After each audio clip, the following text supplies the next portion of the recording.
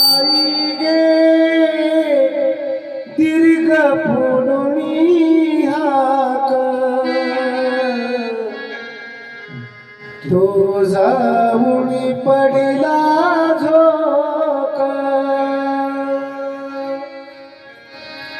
या ब्राह्मण पुत्र बघुनी हृदयाचे झाले पाणी तो परत फिरे जाऊनी पडला झोक शरीराला तो दाबुनी आला काळ विवळला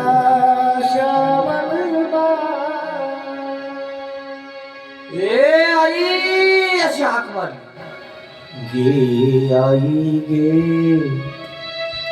दीर्घ अशी हाक पडली आई म्हणून आणि इवळत इवळत श्रावण बाळाला बाण लागला होता ते श्रावण बाळ पडला दशरथ राजाला मनुष्याचा आवाज ऐकला दशरथ राजा झाडावर उतरला लगबगीनं त्या श्रावण बाळाच्या जवळ आला सांगितलं माफ करा बरं मी प्राणी समजून बाण मारला त्या बाळाला सांगितलं महाराज लागलाय तर लागू द्या पण अन्न पाण्याविना म्हणजे पाणी तहान लागली माझ्या आईला ही झारी घ्या आणि माझ्या आईला पाणी घेऊन सांगा आणि तुमचा श्रावण बाळ माझ्या बाणानं अपघाती मरण पावला एवढाच निरोप माझ्या आई वडिलांना द्या आंधळे होतो त्याला हलता येत नाही कुठे चालता येत नाही तिथंच प्राण सोडला त्या श्रावण बाळानं आणि राजा दशरथ ती पाण्याची झारी घेऊन ते अंध असणाऱ्या आई वडिलांच्या जवळ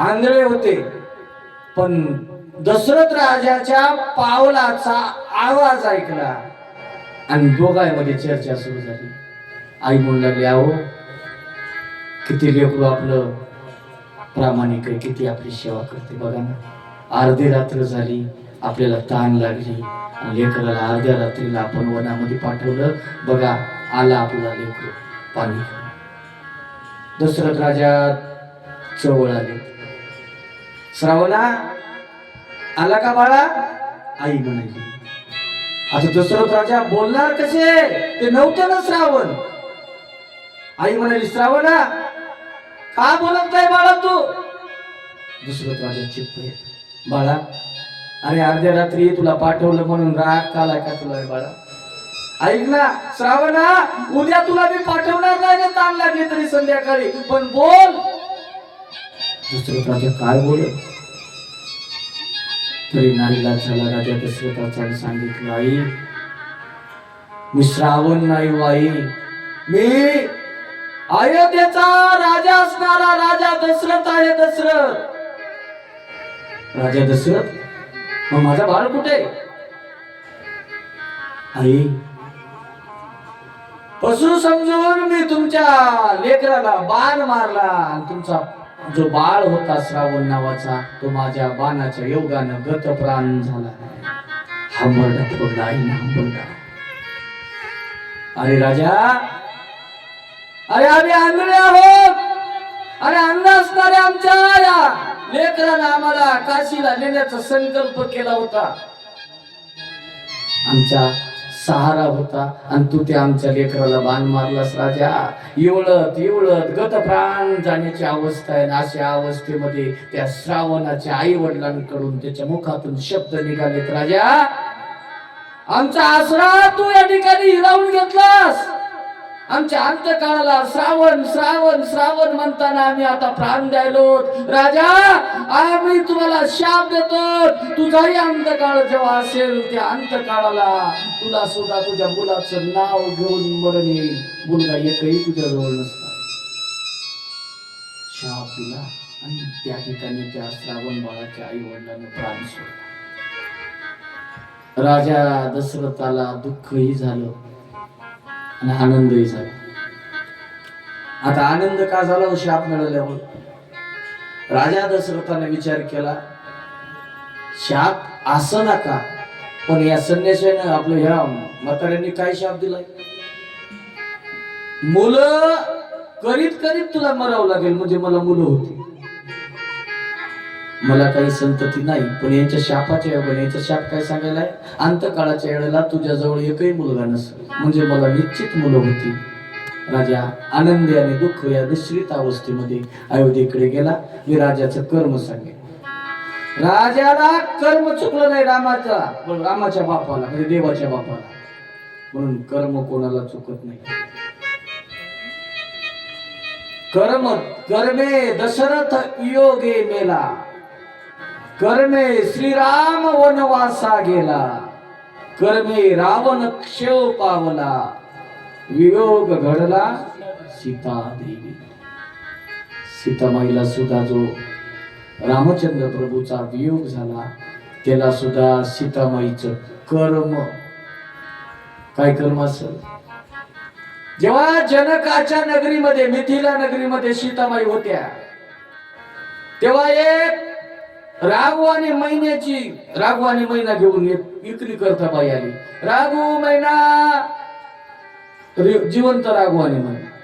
सीतामाईनं तिला बोलवलं, ए बाई ये इकडं, मला राघू मैना घ्यायची. आणि ते पिंजऱ्यातून राघू मैना पाहिली सीतामाईनं आणि सांगितलं, म्हणली मला राघू पाहिजे, मैना नको. एकच घेतला. आता ती राघू मैनेची जोडी होती. सीतामाईनं राघू घेतला. मैना आपल्या मालकाच्या वियोगानं त्या जे राघू सोबत मैना होती तिने प्राण दिला. प्राण देत असताना सीतामाईला सांगितलं, आमच्या दोघांची ताटातूट केलीस, तुला सुद्धा 6 महिने तुझ्या पतीची तुझी ताटातूट होईल. म्हणून रावणाकडे 6 महिने रावणाच्या कैदखान्यामध्ये सीतामाई राहिल्या. हे सीतामाईचं कर्म होतं.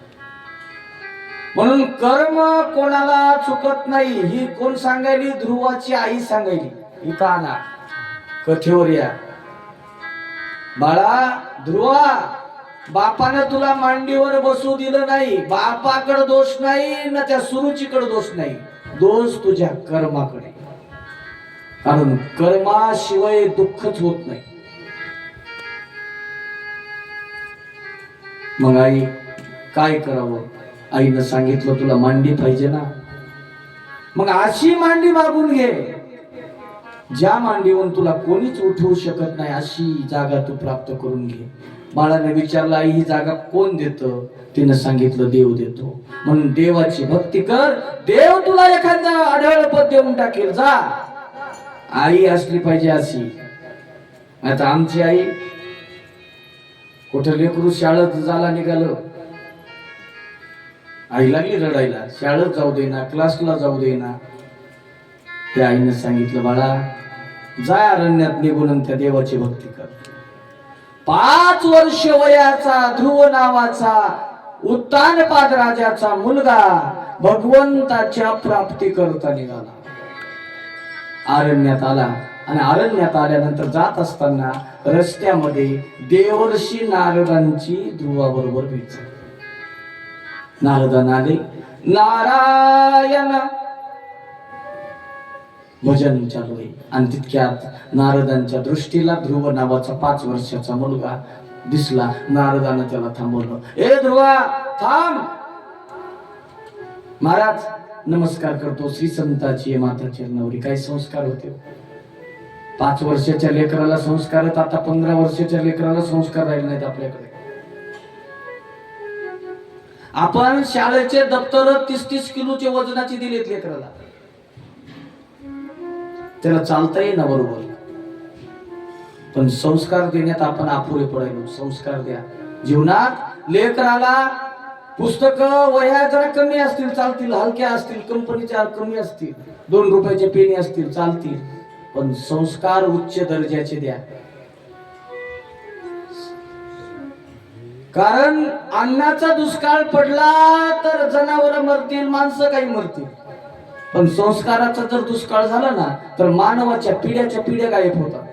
म्हणून जीवनात संस्कार लेकराला द्या. या 5 वर्षाच्या लेकराला एवढे संस्कार होते. महाराज दिसला आणि 5 वर्षाच्या मुलानं साष्टांग प्रणिपात देवर्षी नारदाला केला. नारदानं सांगितलं, बाळा ध्रुवा कुठे निघाला बाळा? अहो महाराज माझ्या आईनं सांगितलंय देवाची प्राप्ती करून घेऊन ये, देवाची प्राप्ती कर. मी देवाच्या प्राप्ती करता निघालो. नारदाला वाटलं लहान वय, चेंडू फळी खेळायचं वय, रागावला असल, राग आला असल, रुसून निघाला असल. बाळा चल तुझ्या वडिलांना मी सांगतो. महाराज मी वापस येणार, चल तुला चेंडू फळी देतो, इटी दांडू देतो, खेळायला खेळणं देतो. मुलानं सांगितलं महाराज मी तसा नाही, मी निश्चय केलेला आहे. मी आता नेमाला न टळे निर्धारी, मी नेमनाला टळणार नाही. मला लहान समजू नका आणि खेळणे मला खेळण्याचे आमिष देऊ नका. मी देवाच्या प्राप्ती करता निघालो. मग देवाच्या प्राप्ती करता तुम्हाला काही सांगायचं असेल, मला मार्गदर्शन करायचं असेल तर त्या भगवंताच्या प्राप्ती करता करा. नारदानं विचार केला. नारदानं तर ध्रुवाला गुरुमंत्र दिलाय. नारदानं सांगितलं की एक मडकं जे आहे ना ते आता भाजलेले, आणि भाजलेल्या मडकाला उपदेश द्यावा म्हणून नारदानं 12 अक्षरी मंत्र त्या ध्रुव नावाच्या 5 वर्षाच्या मुलाला दिला. ओम नमो भगवते वासुदेवाय. हे ध्रुवा या 12 अक्षरी मंत्राचा जप कर. इथं करू नको. यमुनेच्या किनाऱ्यावर मधुवन नावाचं ठिकाण आहे आणि त्या मधुवनामध्ये जाऊन या 12 अक्षरी मंत्राचा रात्रंदिवस जप कर. निश्चित तुला तो ब्रह्मांडाचा मालक म्हणजे भगवंत तुला दर्शन देईल. नारदाचं दर्शन घेतलं आणि ध्रुव नावाचा 5 वर्षाचा मुलगा यमुनेच्या किनारी आला. यमुनेमध्ये स्नान केलं आणि स्नान करून त्या ध्रुव नावाच्या बाळानं भगवंताचं भजन करायला सुरुवात केली. ओम नमो भगवते वासुदेवाय.